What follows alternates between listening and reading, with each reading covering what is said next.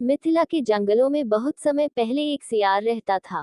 वह बहुत आलसी था। पेट भरने के लिए खरगोशों व चूहों का पीछा करना व उनका शिकार करना उसे बड़ा भारी लगता था।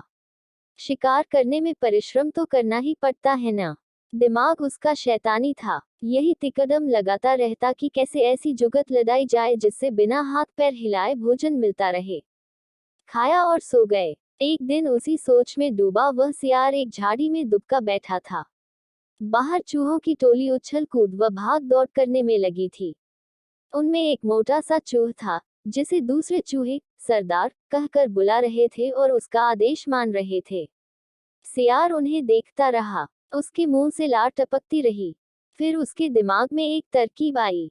जब चूहे वहां से गए तो उसने दबे पांव उनका पीछा किया।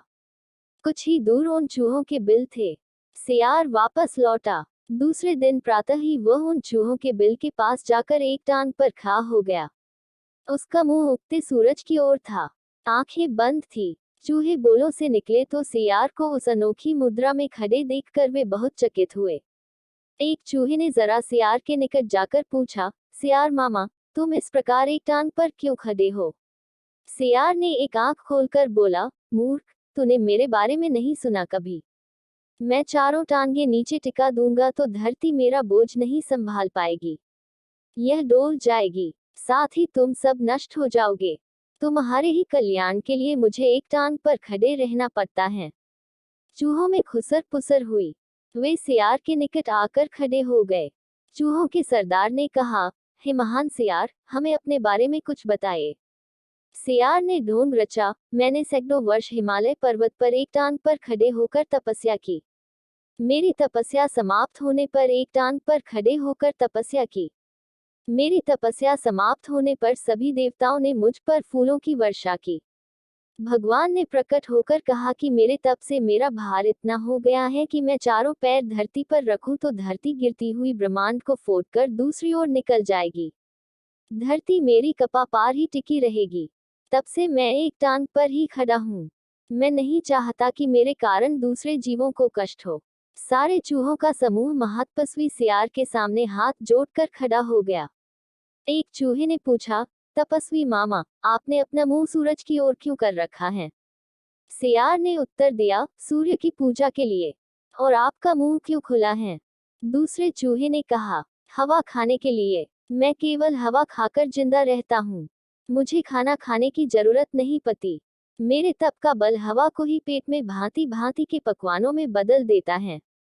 सियार बोला। उसकी इस बात को सुनकर चूहों पर जबरदस्त प्रभाव पड़ा। अब सियार की ओर से उनका सारा भय जाता रहा। वे उसके और निकट आ गए। अपनी बात का असर चूहों पर होता देख मक्कार सियार दिल ही दिल में खूब हंसा। अब चूहे महातपस्वी सियार के भक्त बन गए। सियार एक टांग पर खड़ा रहता और चूहे उसके चारों ओर बैठकर ढोलक, मंजीरे, खताल और चिमटे लेकर उसके भजन गाते।